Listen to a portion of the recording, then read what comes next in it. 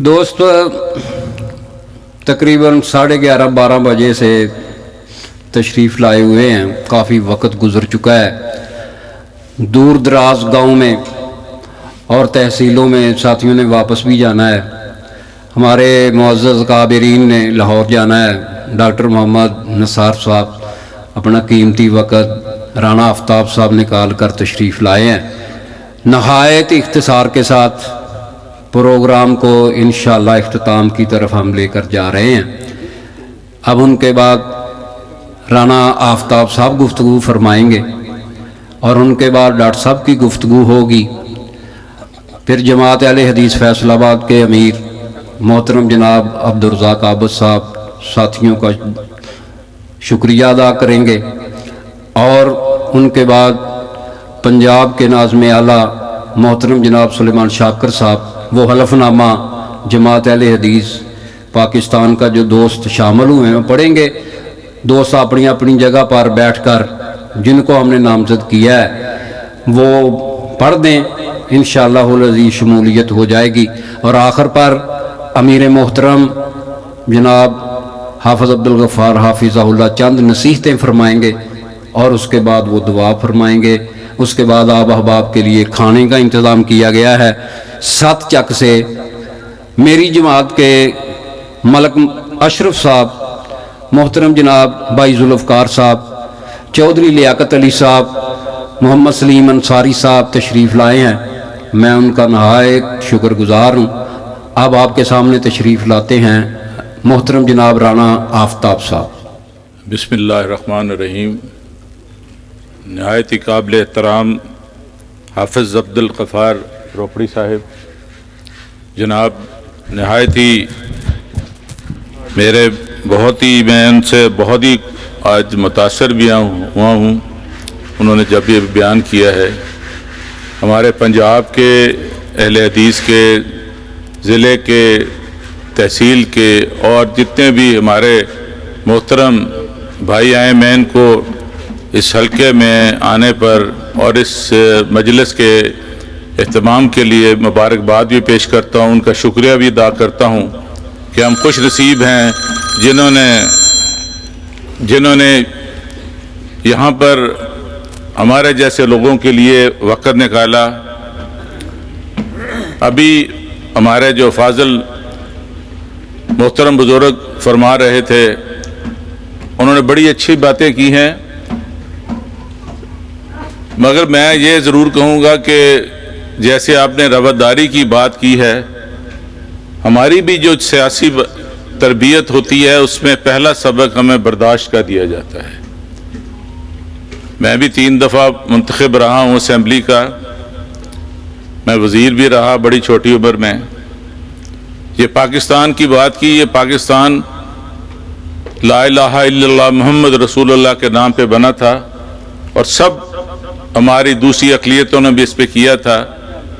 मगर ये देखें कि हम उन ख़ानदानों में से हमारा ख़ानदान है जो इंडिया में भी बहुत इज़्ज़त की निगाह से देखा जाता था, ज़िम्मेदार थे, तालीम भी काफ़ी थी। उस वक़्त भी हमारे बुज़ुर्ग बाहर तक तालीम हासिल करते थे। आधा ख़ानदान वहाँ पर शहीद हो गया, आधा इधर आ गया, फिर शुरू किया। इसी तरह आपने हमारे असलम गुज्जर साहब का बताया कि उनके बाद मोहतरम यहाँ पर स्टेशन के बाद शहीद हो गए थे। उस वाक़े में मेरी भाभी भी शहीद हुई थी जो PIA में उस वक्त एक ऑफिसर थी। और हम ये देख सकते हैं कि ये दहशतगर्दी जो थी इसकी क्या कीमत हमने अदा की है, या पाकिस्तान बनने के बाद हमने क्या यहाँ से हासिल किया है। इस पाकिस्तान ने हमको बहुत कुछ दिया है, हमें इज़्ज़त दी है, शोहरत दी है, सब कुछ दिया है, मगर हमें एक दूसरे की, जैसे आपने रवादारी की बात की है, बर्दाश्त की नहीं दी। आप कहते सब्र कर लें, सब्र तो कुछ दे कर आता है, मगर आप कहें कि मुझे अल्लाह सुकून दे दे, इस पे कुछ आपका ज़ाया नहीं होता। जब हम एक दूसरे सियासी लोगों को बर्दाश्त करना शुरू कर देंगे, डॉक्टर चौधरी इलियास साहब जो थे میں 88 میں MPA جب بنا تو ان کو 1990 میں یہاں پر ٹکٹ ملا، ہم نے اکٹھے الیکشن لڑا، ہمارا 17 سال ساتھ رہا، بڑا ان سے پیار تھی، عقیدت بھی تھی، درویش آدمی تھے۔ پھر ہم نے ایک دوسرے کے خلاف بھی الیکشن لڑا، مگر ہم نے اپنا احترام کا رشتہ نہیں چھوڑا۔ وہ یہی ہوتا تھا، ہم ایک دوسرے کی خوشی میں بھی جاتے تھے، غمی میں بھی جاتے تھے۔ اس لیے ہے کہ ہم اکٹھے، اب بھی اکٹھے، ہم نے پچھلا الیکشن بھی اکٹھے لڑا ہے۔ جب ہم خاص طور پر جب اس قسم کی محفل میں جاتے ہیں، کم از کم میں بہت کچھ سیکھتا ہوں، باقی مجھے نہیں پتا کہ کیا ہے۔ میرا دل ہوتا ہے کہ آج میں اگر آیا ہوں تو سارا دن یہ ٹیلی فون پہ لگے رہتے ہیں، اس پہ لگتے ہیں، کچہری بیٹھے ہیں، کسی کا جھوٹ سن رہے ہیں کہ چلے کسی عالم دین اور ایک بزرگ شخص اور جن کو دین پر پورا عبور ہے، جن کو حدیث کا پتہ ہے، جن کو مسجد کا پتہ ہے۔ ہمارے تو کسی نے یہ نہیں کہتے جو سیاسی جلسوں میں کہ آپ 5 وقت کی نماز پڑھیں۔ میرے ساتھ تو جب میں نے جانا ہے، میرے اعمال جانے ہیں، نہ میری MP شپ جانی ہے، نہ میری واقفیت جانی ہے۔ تو ہمیں سیاسی طور پر، جیسے آپ نے کہا، میں آپ کو یہ ضرور درخواست کروں گا کہ سیاسی طور پر نہیں، آپ جب علاقے میں کسی کو بھی منتخب کرنا ہو تو اس شخص کی شخصیت، اس کی دیانتداری، اس کی وفاداری، اس کی برداشت، اس کا دیکھتے ہیں کتنا وہ ہے۔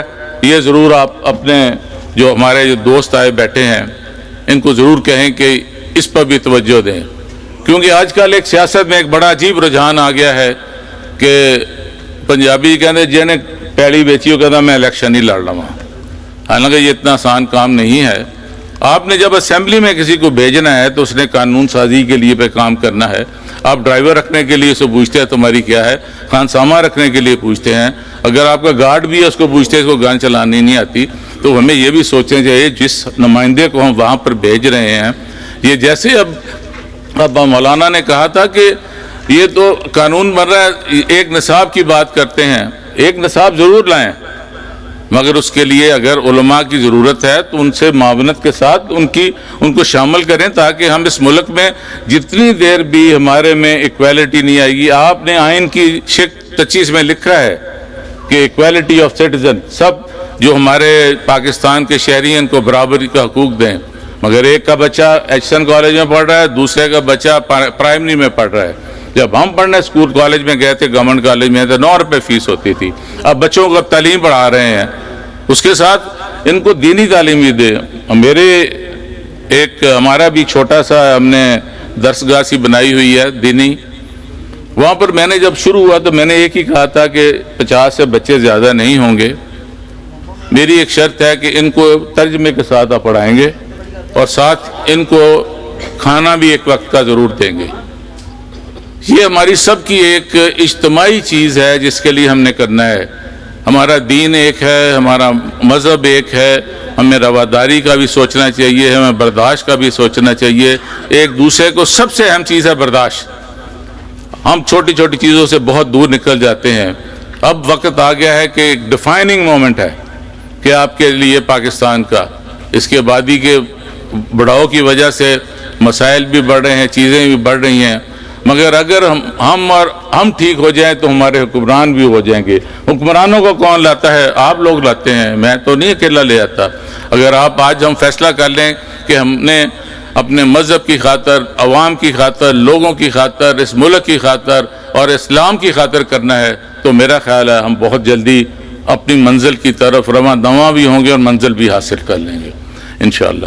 تو کیونکہ وقت بہت ہو گیا، میں تو بڑا مشکور ہوں کہ مجھے آپ جیسے ادھر علماء حضرات کے ساتھ بیٹھنے کا موقع ملا، تو میں انشاءاللہ آپ کے پاس ذاتی طور پہ ڈاکٹر صاحب آپ کی جو ادھر پنجاب کا ہیڈ کوارٹر ہے ادھر حاضر بھی ہوں گے اور آپ سے کوئی رہنمائی بھی لیں گے، اور انشاءاللہ ہم آپ کے ساتھ چلیں گے۔ آپ کا جو بھی میرا جنرلی آپ پوچھ لیں کہ میں کس مزاج کا تھا، تو جدھر میرا دل نہ لگے میں جگہ چھوڑ دیتا ہوں۔ میں نے 42 سال زندگی گزاری ہے پیپلز پارٹی میں۔ جب میں نے دیکھا کہ میرا یہاں پر مقام نہیں ہے تو میں نے خدا حافظ خود کہہ دیا تھا، ان کو جا کے بتا کے کہ اگر آپ نے سیاست یہ کرنی ہے تو یہ میرے بس کی بات نہیں ہے۔ تو انشاءاللہ آپ جیسے بزرگوں کی رہنمائی سے، مدد سے، دعاؤں سے انشاءاللہ ہم اپنے منزل مقصود پائیں گے، اس ملک کے لیے خدمت کریں۔ وما علینا الا البلاغ۔ شکریہ۔